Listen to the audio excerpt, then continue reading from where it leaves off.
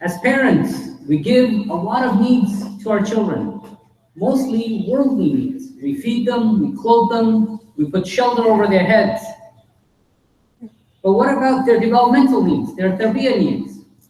The fact that they need to grow and develop and understand who they are and why they are on this planet to begin with.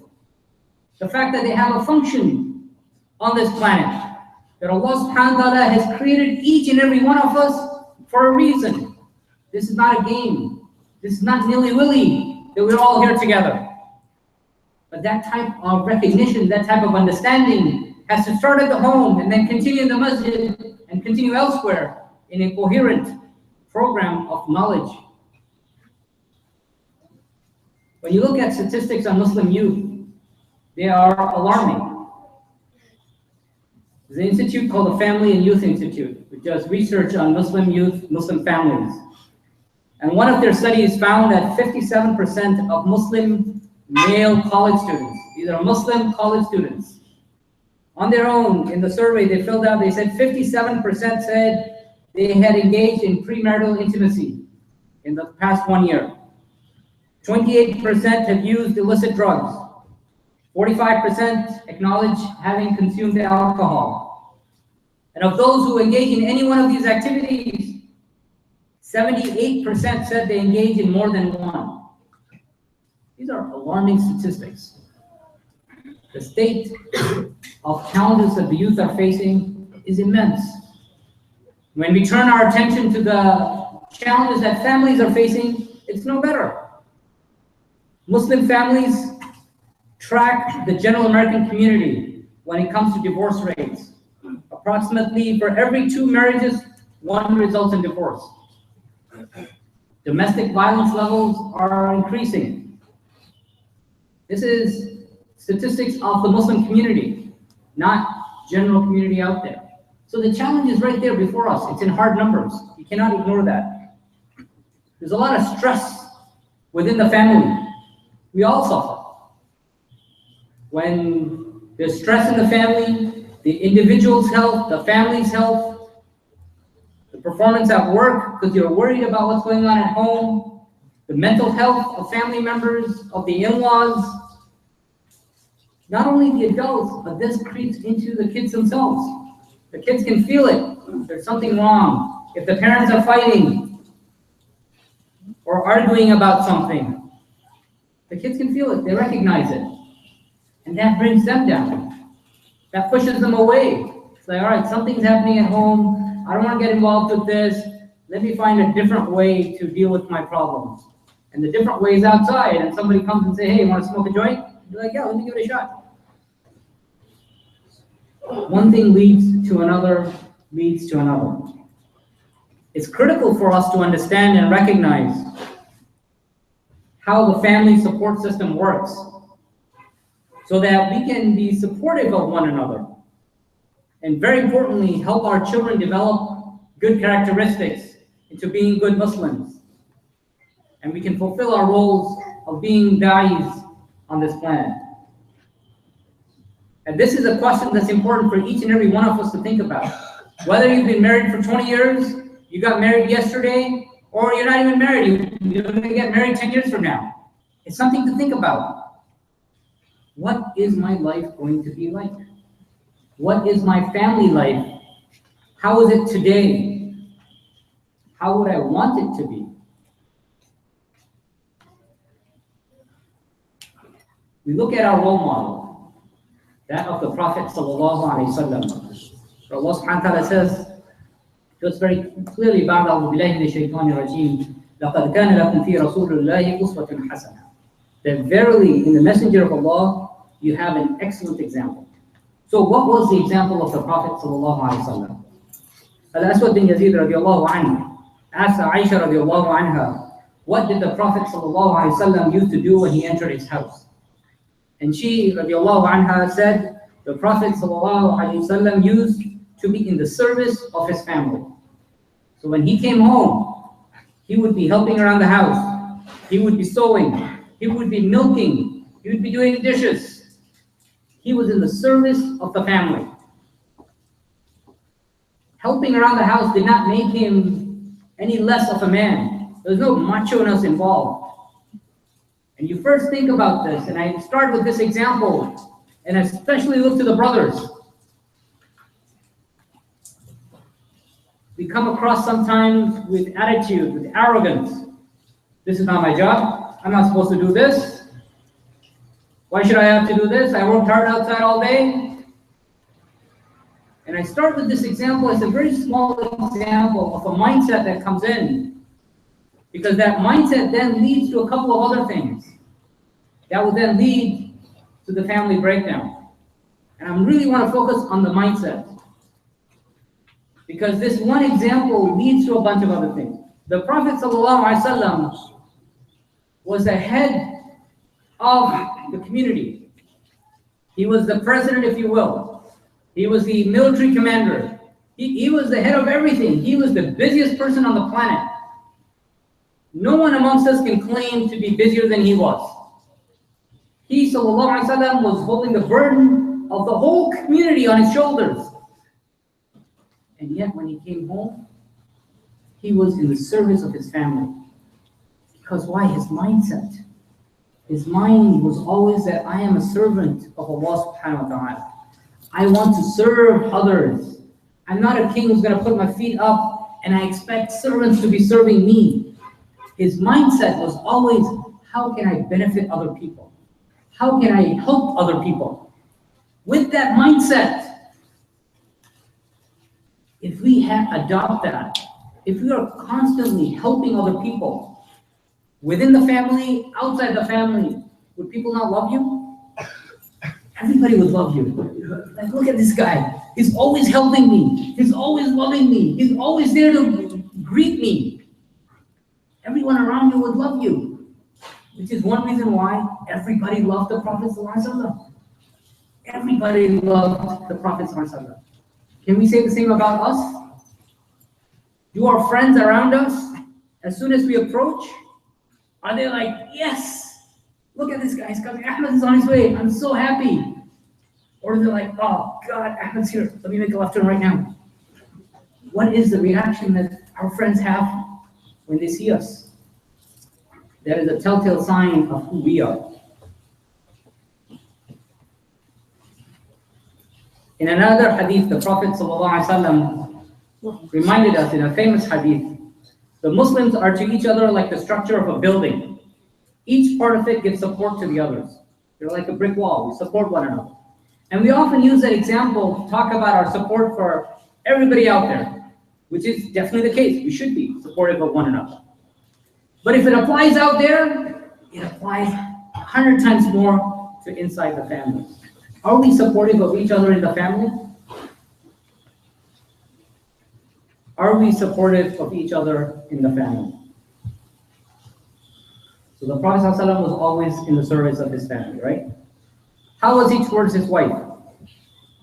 Imam Bukhari and Muslim both narrate that the Prophet ﷺ said, even to put a morsel of food, a bite of food into your wife's mouth is sadaqah. He used to express his love for his wife. He would state it publicly. He would do these acts of kindness.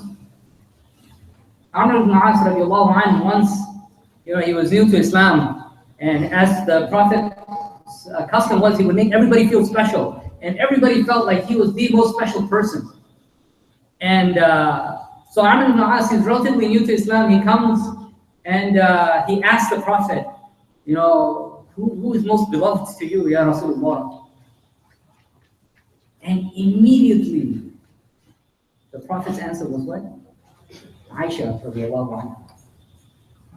And then we know the rest of the hadith that he moves on. My point was, the Prophet was not shy to express his love. He loved his family. He loved his wives. He loved his children. He expressed it in words, in action. And he showed it to others. He acted his love. Now, quite often for a lot of us who have come from different backgrounds, it has become a cultural taboo to express any kind of love. I'm not angry. I don't show any kindness. The Prophet ﷺ, we say he's our example. He used to express his love. And that expression then develops things. Because if we don't express love to our wives, to our husbands, to our children, you're leaving the other person to guess. You're leaving the other person to guess. You know, I wonder if they love me. I wonder if he really cares about me. When I come back to the issue of youth, you know, I've been working with youth for 25, 30 years. One of the things that young people say sometimes, and it hurts you, really hurts you, is they ask this question, I wonder if my dad really loves me. And usually it's a question to the dad, because the moms generally are good at expressing love. But the dads are left, and when we don't express it, you're expecting the other person to read your mind. You expect the other person to guess. Oh, of course he knows. No, how is he going to know? There's no window here, you can't see inside. And you leave the other person guessing, especially your child. I wonder if my dad loves me.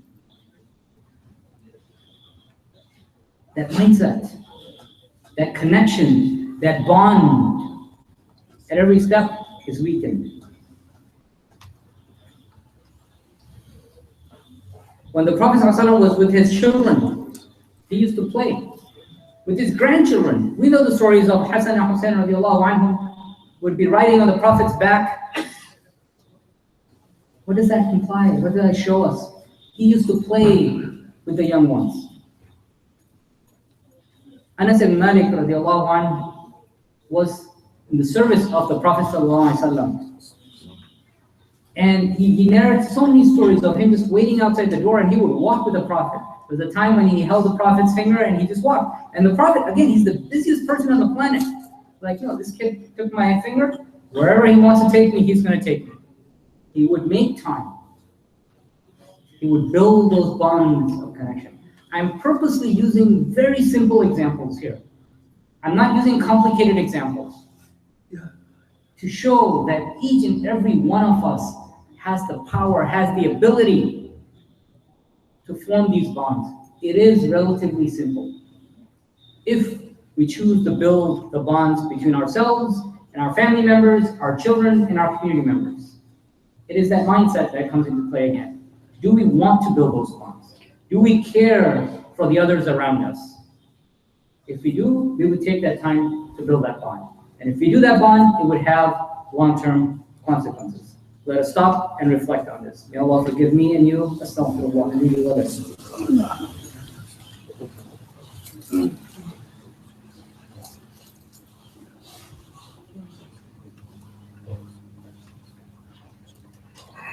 Bismillah, alhamdulillah, salatu wassalamu ala rasulillah. So we've been talking about bonds within the family. Talk about bonds between the parents, between the husband and wife, bonds with the children. So what's the big deal? Why help around the house?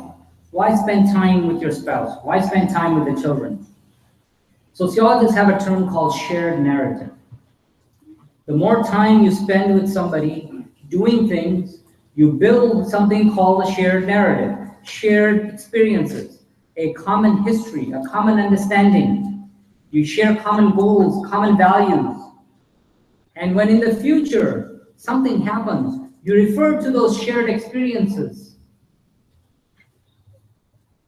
to go forward. And because you have those shared experiences, in the future when something happens, you tend to react in a similar fashion. And that's called the training process. We want to spend time with our family. We want to spend time with our children and teach them values, positive values. Go on camping trips with them. Go to lectures at the masjid, at conferences with them. Go to sports events with them. You're building through all of these different types of experiences a bond, a connection. And things will happen. A funny event would happen, a serious thing would happen. You might see a car accident on your way there. Or you might see somebody doing something really funny. It's so funny. 5 years from then, you're going to look back and, hey, remember when we were at that lecture and that guy did this? And you don't even have to complete the sentence. You and your son will just break up laughing. You have that shared memory, shared experience of something. And that builds that connection. a shared narrative. When we start building that narrative and you apply that to a masjid setting like this, we get to know one another a little bit better. At-ta'aruf, getting to know one another. Once you know one another, you will learn to understand the other. Tafahum, you learn to understand the other person a little bit better. And once you understand the other person a little bit better as to what makes them tick, then and only then you'll be able to trust them, which is takaful, mutual trust.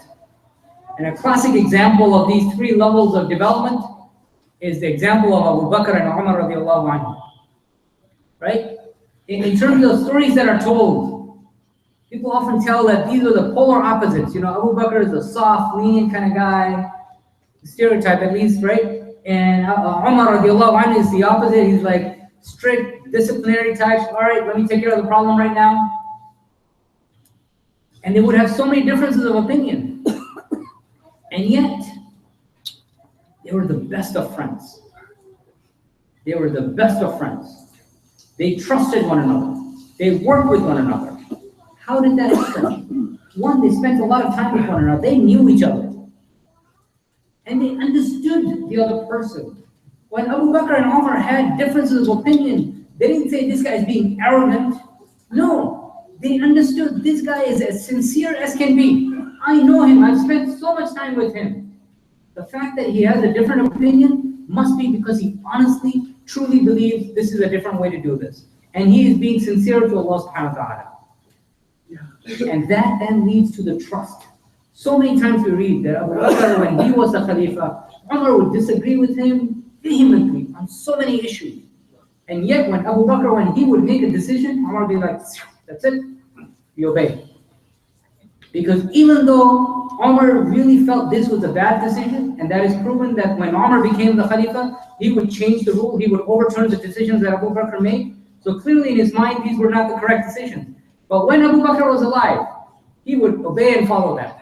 Because he knew the decision is between two good decisions. I think this is better, he thinks that is better. But I cannot doubt that Abu Bakr is sincere and wants the best thing. There is that deep understanding and trust that has developed over time. We want that kind of deep understanding and trust to develop between ourselves, our family members, our children, and our community members. We want that to happen so that in the future when a challenging situation arises, when your 16-year-old is at high school, and people are pushing and jostling and saying, you know what, why don't you try this? It'll make you feel good, it'll give you a good high. And he's struggling to make a decision. He can come back home to talk to his parents because they are there for him. He's built that connection over time. This is not the first time that he will be speaking with them. And with that, he can have a discussion because he trusts them, that these people are sincere time and time again. They have proven to me that they want the best for my interest. Even though I may not recognize it now, they have the best interest in their hearts. And so when they suggest one thing or another, or they say, I don't even have an answer for you, let's go talk to somebody else who would have an answer. They have the best interest at heart. I trust them for that. You allow a conversation to happen. But for that conversation to happen at a critical time, you need to develop the bonds beforehand. You cannot wait for that critical time to happen and then expect instantaneously to develop a bond. It doesn't happen. If you don't have the bonds now, then when the critical time happens, your son or daughter is going to go to somebody else they trust.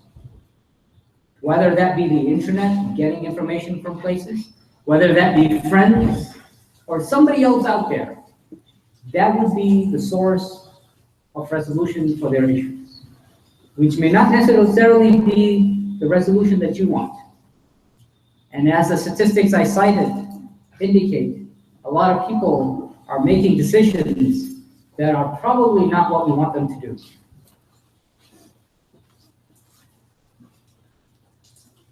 Ask yourself this question. Every adult should ask this question to themselves. How do people around me honestly, sincerely think of me? That we have such good impressions of ourselves. But honestly, and nobody's going to say to you, you can't just go ask. You have to indirectly figure this out. So if you come home and the kids are playing at home, especially if you have younger kids, ask yourself what happens. You're outside the front door, you hear everybody laughing and playing, etc. You open the front door, you walk in. Do things continue as normal? The kids are still playing, they're so happy to see you, they jump up and down? Or is suddenly, boom, pin drop silence, everybody runs off to their corners, suddenly cleaning spree, everything has to be perfect. Right there, that is an indication that yes, you're home, but you are feared at home. People aren't waiting to jump and hug you. People are fearing you. Oh my God, Dad's home. Quick, put this away. He shouldn't see us playing. Put that away. You shouldn't see this happen. That bond is not there. That's a tough thing to understand, but we have to recognize now before something even more difficult happens. So we need to be working to build these bonds of understanding. You clearly have the obvious ones, your spouse, your children, your parents, but also your in-laws. We often leave out the in-laws, but they are also our parents. We have to build those bonds with them. How do we do that? What is the way forward? I listed a whole series of questions, rhetorical questions, which I hope you'll think about. But information is so readily available these days. A lot of them require different types of skills, marriage education skills. And it's never too late to learn that. There are courses for people who've been married for 30 years, there are courses for people who've been married for 5 days, or people who haven't even gotten married yet, as to what they can expect. Marriage education courses, communication skills, team building skills. Your family is a team. Team building skills, conflict resolution skills, consensus building skills. All of these are skills that we need to have. They're not just for Muslims. They're based on human psyche. They've been well studied. The Prophet ﷺ used to apply them. And now, after years and decades of research, a lot of scientists come back and point to solutions that we already knew from 1400 years ago. But human mindset is such that it works in a certain way. We can learn these skills. You can go to the library, pick up books. You can go online, listen to videos. The organization I mentioned earlier, the Family and Youth Institute, thefyi.org. Go to their website. They have tons of videos. They have infographics. They have lectures. They can come to the masjid, do workshops on all of these topics. They're there to help develop family and youth. Knowledge is the lost property of the believer. Wherever he finds it, he keeps it, as the hadith tells us. So we should be looking for these sources of knowledge everywhere we go. Finally, we have to change our priorities to give priority to the family the importance that is due. Otherwise, no matter what else you do, if the family falls apart, you are shooting yourselves in the foot. We will suffer sooner or later. We have to put a lot of emphasis on our families and our communities. Lots of resources available. Onus is on us. The ball is in our court. Do we want to learn? If yes, lots of resources. If we say we don't, Allah subhanahu wa ta'ala help us. But inshallah, I expect that each and every one of us will walk out today saying, no, I want to learn. I'll go get a book from the library. I'll look at resources online, wherever I can. I want to learn. I want to change. I want to develop. I want to grow. We ask Allah subhanahu wa ta'ala to guide us to the straight path. May He put love and mercy amongst our hearts and bring us all closer together. Allah and His angels send peace and blessings on the Prophet. O you who believe, send peace and blessings upon him. Inna Allah wa malaikatahu yusalluna ala nabi. Ya ayyuhalladhina amanu sallu alayhi wa sallimu taslima. Allahumma salli ala sayyidina Muhammad wa ala ali Muhammad kama sallaita ala Ibrahim wa ala ali Ibrahim innaka Hamidum Majid. Allahumma arina al-haqqa haqqan warzuqna ittiba'ah wa arina al-batila batilan warzuqna ijtinabah. O Allah, show us truth as truth and guide us to follow it, and show us falsehood as falsehood and guide us to avoid it. Ya Rabb, help us to overcome our shortcomings and resolve to move forward towards truth and justice. Ya Allah, give strength and guidance to support all those who are oppressed all over the world. Help them and guide them and lift the oppression from amongst them, so that they may freely and fully be the best of your servants. Ya Rabb, give us the best in this world and the best in the hereafter, and protect us from the punishment of the hellfire. ربنا آتنا في الدنيا حسنة وفي الآخرة حسنة وقنا عذاب النار. وأقم الصلاة.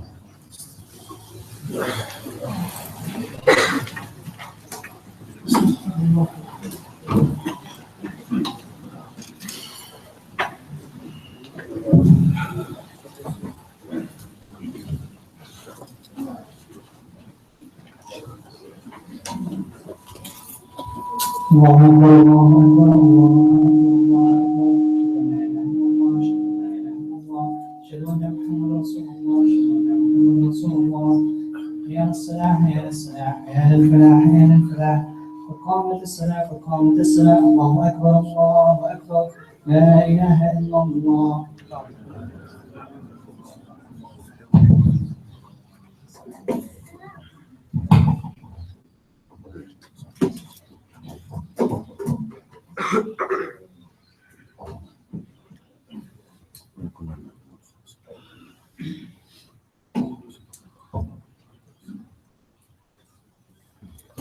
Please make your line straight, stand shoulder to shoulder, leave no gaps.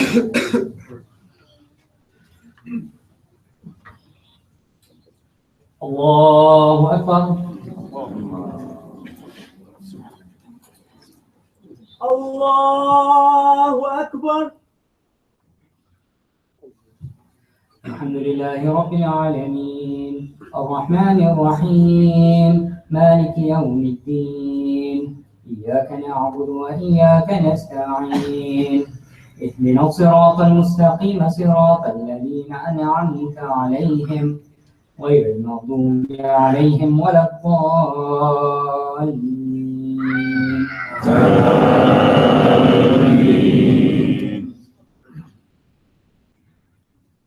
والضحى والليل إذا سجى ما ودعك ربك وما قلى وللآخرة خير لك من الأولى ولسوف يعطيك ربك فترضى ألم يجدك يتيما فآوى ووجدك ضالا فهدى ووجدك عائلا فأغنى فأما اليتيم فلا تقهر وأما السائل فلا تنهر وأما بنعمة ربك فحدث. الله أكبر.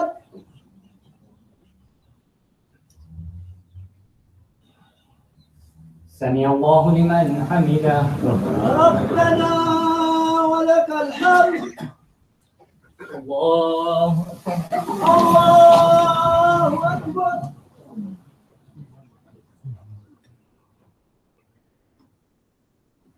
الله أكبر. الله أكبر. الله أكبر.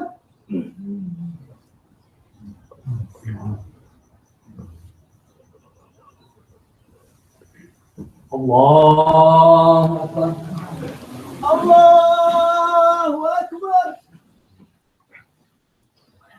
الحمد لله رب العالمين الرحمن الرحيم مالك يوم الدين إياك نعبد وإياك نستعين اهدنا الصراط المستقيم صراط الذين أنعمت عليهم غير المغضوب عليهم ولا الضالين.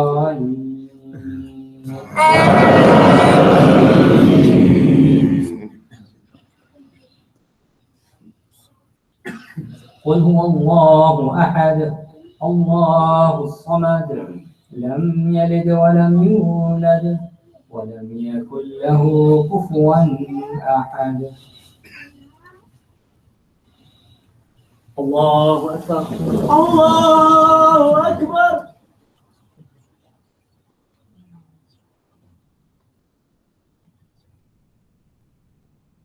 سمع الله لمن حمده. ربنا ولك الحمد. الله أكبر. الله أكبر.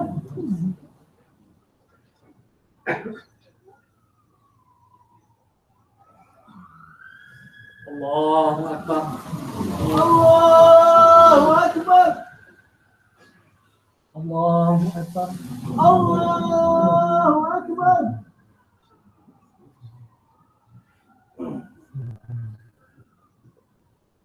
Allahu Akbar. Allahu Akbar.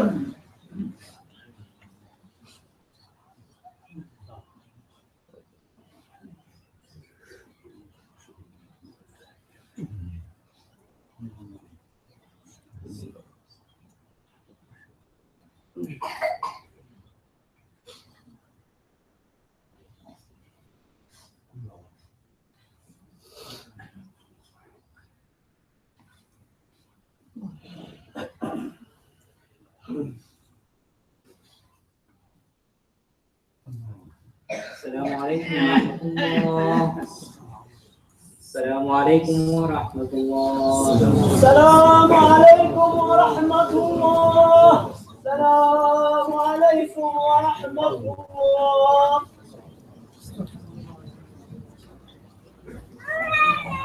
Assalamu alaikum wa rahmatullahi wa barakatuh.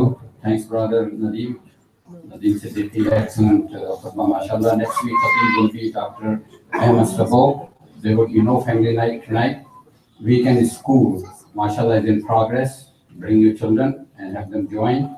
Al-Nur Quran Academy is growing leaps and bounds. And mashallah, we have over 100 students there now. There's a toy drive for the immigrant children from Syria and Iraq and other places. So unopened boxes of the toys, not used toys, bring it to the masjid and inshallah we'll distribute them. They are big giant boxes under the tent. You can put it in those things. The sooner you do it, the sooner it will get to the children's hands, inshallah. Mass convention is happening this weekend in Long Beach. Go and visit. Shura Council event is happening in 1 week. Make sure you buy your tickets. Women's group meets 11 to 1 every Friday.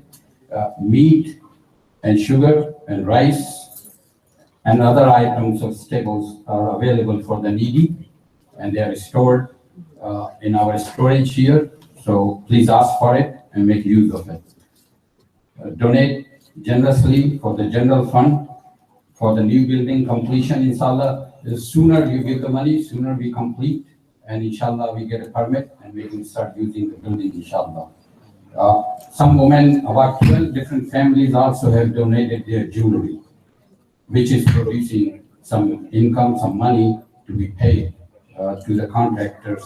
So other females, women, and even the men, if you have jewelry in your family, you want to donate, it would be appreciated.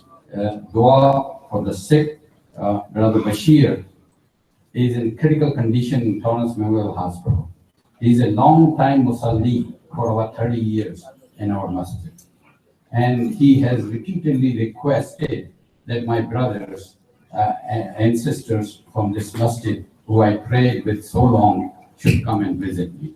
And I came and I went there, I visited, mashallah, he was so happy. And I was reciting Quran and he was repeating every word after me. All of a sudden, Allah set up. So please go and visit. The room number will be posted. His name is Brother Bashir Ganaba, and his name is going to be posted here on the podium, so you guys can go and visit him just 2.5 miles from here in Torrance Memorial Hospital. Mrs. Patan is very ill in Texas. Pray for her. Sattar Bhai Mansoori has gone to ICU because of a heart attack 3 days ago. Please pray for him. Sayyid Lutful Kabir in Bangladesh has passed away, and Allah Sheikh to say the dua for the sick and for the disease. Jazakallah.